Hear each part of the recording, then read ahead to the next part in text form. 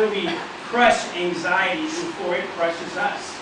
That's its desire, the devil's desire, sin's desire, is to crush us by our own worry. We think of many ways to deal with it. But God gives us a way to deal with it. And that is by faith.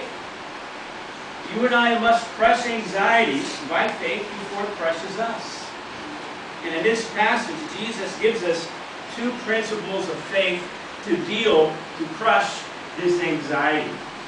Now, last week we looked at one of these faith principles, and we looked at verses 25 all the way to 32, and we said this: the first faith principle to deal the death blow to anxiety was this: refuse to worry by believing that God cares for you. Do you believe that? I don't mean now. Not when things are going well, but when things are going bad.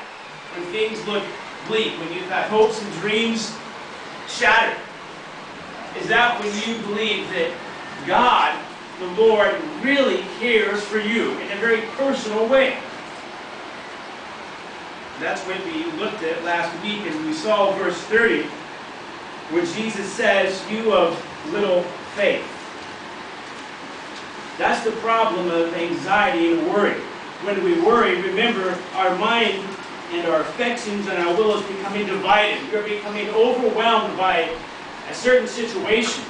And instead of taking that to God out of concern, at times we don't take it to God. We may take it to other people, but then we end up blaming God or becoming bitter.